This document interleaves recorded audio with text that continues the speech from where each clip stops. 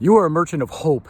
John Maxwell likes to say that leadership is influence, nothing more, nothing less. And I like to say, as some of you know, that coaching is influence, nothing more, nothing less. And for you and your small and medium-sized businesses, sales is influence, nothing more, nothing less. So what is influence? I mean, in a way, you're in the business of peddling influence, and so am I. So what is influence? Influence is two things, two elements: hope and tools, inspiration and tools. And I want to remind you that part of your job description as a small and medium-sized business owner is you're a merchant of hope. And you can never forget that, right? When look, it's a better quality of life and business when you're dealing in hope and tools for your people. The reason your business has success, you might believe, is because you add value to people and your products offer them something that maybe advances their lives, etc. But never forget, people choose to do business with people they like, know, and trust. And a lot of that has to do with the hope and inspiration you provide them with.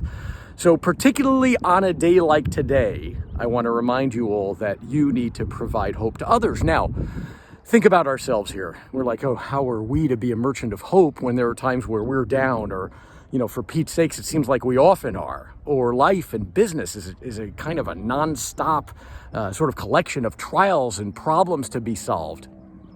I want to remind you that some of the greatest figures in history were depressed, suffered from depression. I mean, if you read Abraham Lincoln's journals, of course it was the Civil War, we have reason for it, but if you read the journals even prior to that and during the Civil War, as president, it would seem like, oh my goodness, it's just coming from one, depressed incident to another, one, poor situation in life. And if you know his story, he failed in, I think it was 11 or 12 elections.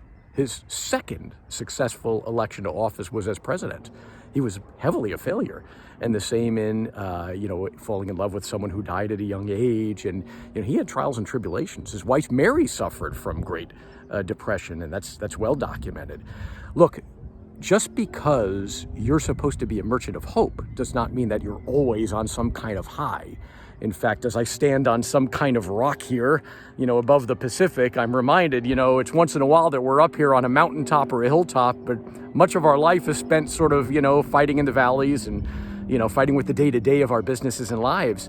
And you don't need to be something supremely supernatural or unbelievable or, in order to be able to provide hope and inspiration. We just need to remember, here's the key. Your job description is when you're interacting with people, you must provide hope.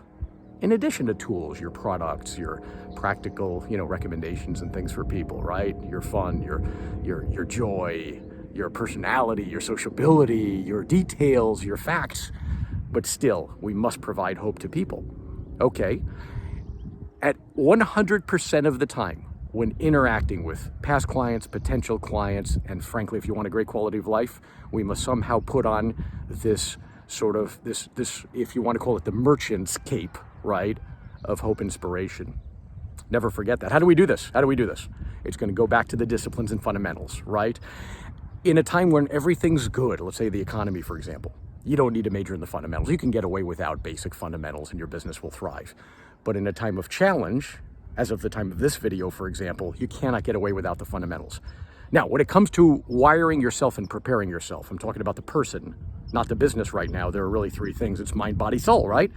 So the mind has to be, what are you reading? What are you feeding yourself? Books, tapes, CDs, mentors, podcasts, etc. There's no excuse. There's so much resources out there for us. The second piece is the body, right?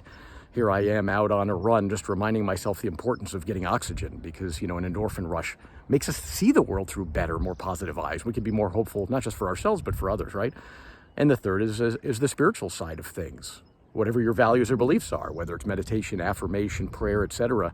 It's those types of things that connect us to all of this, kind of beauty around us that matters. So anyway, on a day of inspiration, my inspiration to you is you always be a merchant of hope. You and I both, our job is to raise people up, to see people as they could be, not as they think they are. To see people as they could be, not as they think they are.